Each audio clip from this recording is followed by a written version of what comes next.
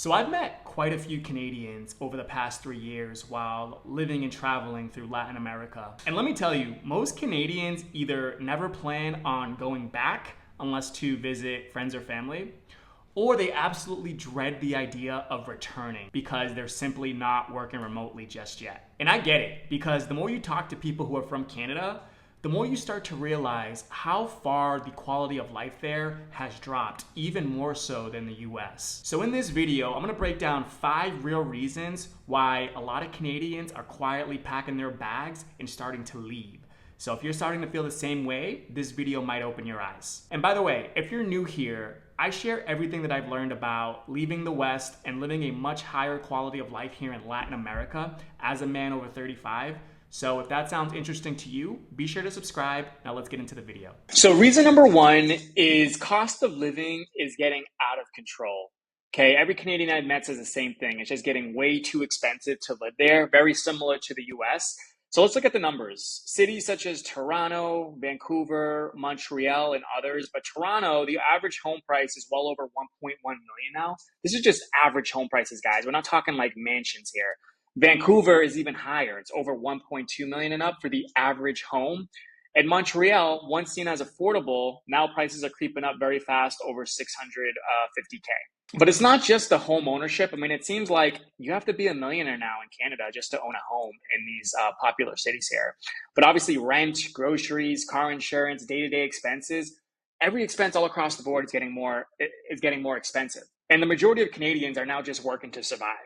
So let's look at rents. So for Toronto, 2 bedrooms, you're looking over $2,500 a month just for a 2-bedroom, average 2-bedroom, guys. This is average pricing, nothing special, nothing fancy. Vancouver, you're over $3,200 for a 2-bedroom. Montreal, you're over $2,000 for a 2-bedroom. All right. So you can see here the cost of living has skyrocketed drastically. A lot of Canadians are now stressed. They're tired.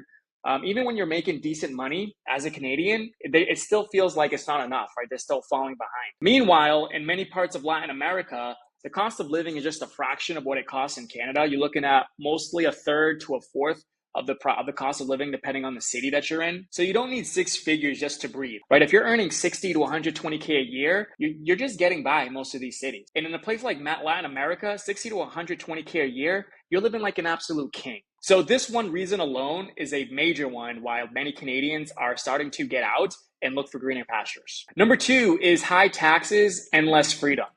So if you're a Canadian making decent money, then you're most likely spending well over 40, probably over 50% in taxes once you factor everything in. So not only is your cost of living skyrocketing and very high right now, but also your take-home income is shrinking more and more each year. And from what friends tell me who are from Canada, that's only going to get worse and worse as the years go by because the government is spending more, they're borrowing more, and eventually all that debt needs to be paid off, similar to what I said about the United States. Meanwhile, Canadians have less financial freedom than ever before. They have more surveillance, more restrictions, and fewer options to legally protect or grow their wealth. Now compare that to countries that are territorial tax systems such as Panama, Paraguay, Dubai, Guatemala even. There's many other ones that are like that, where no matter how long you live in the country, you literally pay 0 taxes in that country.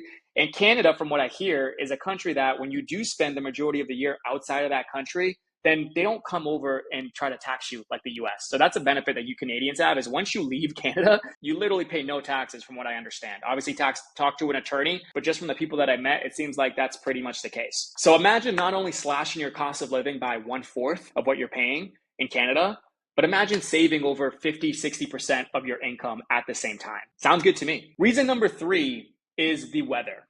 All right. Now, you might think this is a minor reason. I can actually relate to this reason as well. And when you're living in year-round spring-like weather all year round, your mood suddenly changes. Okay. Your quality of life suddenly instantly increases. And I'd argue that this is one of the biggest quality of life factors, in my opinion, right? Because when you're living the majority of your year in cold, dark, long winters, right? We're not just talking just 3-4 months out of the year. We're talking more like 5-7 months bundled up in cold weather, gray skies, limited outdoor life, right? You're hibernating inside most of the year because it's too cold to go outside. This will absolutely affect your mood, your energy, and even your social life. So eventually, this this starts to wear on you as well. When you factor in the high cost of living, when you factor in the high taxes, all that financial stress and pressure, combined with the cold weather that's not favorable for you, how can it not wear on you? Meanwhile, there are countries that have year-round sunshine, spring-like or summer-like or fall-like weather, whatever you're looking for, that also have lower taxes, better food, much lower cost of living, and a richer daily lifestyle. And this one change has also increased the quality of my life drastically, and I think it will for you too.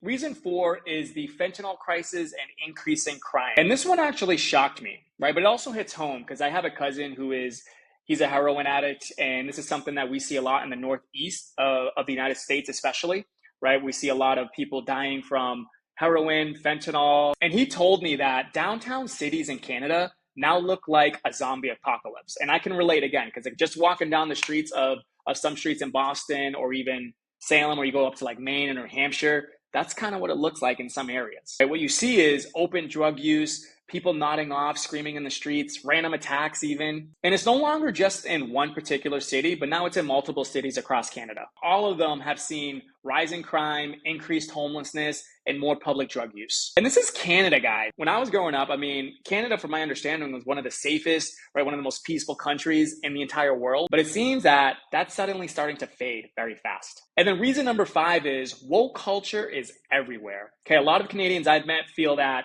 woke culture is now being forced down their throats. It's on every ad, it's in every school, it's in every government campaign, flags, posters, billboards, slogans. You're starting to get a sense of pressure to conform if you're living in Canada, from my understanding. Now, I believe that you should be able to believe whatever that you want, right? That's part of having freedom. But when your society is forcing you to conform to their same ideologies, that's when it becomes a problem, in my opinion. So final thoughts. I did another video about the United States and why I think people in the US should leave. But for many people in Canada, I think it seems even worse. In Canada, you get colder, more extreme, worse weather. You get more extreme, higher taxes. You get more ideological control, and you have less freedom overall from what I'm hearing. But the good news is there's a whole world out there, okay? You do have access to countries with beautiful year-round weather, low to zero income tax, and a cost of living that will give you your freedom back to where you don't have to stress over working so many hours just to get by. And at the end of the day, what do we all want? What is this entire channel even about? It's about living a much higher quality of life. Okay, it's the same reason why my parents came from Puerto Rico and Guatemala to live in the States back in the 1950s and 1960s, because that's where the States was actually rising. But today in 2025, things have changed. Countries like US and Canada are now starting to go downhill. And if you guys want more time, more health, more freedom, less stress, more life, better quality of life overall, there are other countries that are more favorable to your own. So I hope that was helpful, guys. Really the big 3 from what I hear from the Canadians that I speak to is going to be the high cost of living in Canada. It's going to be the high taxes that continue to rise and where the country is headed, and also the poor weather conditions that you guys experience most of the year.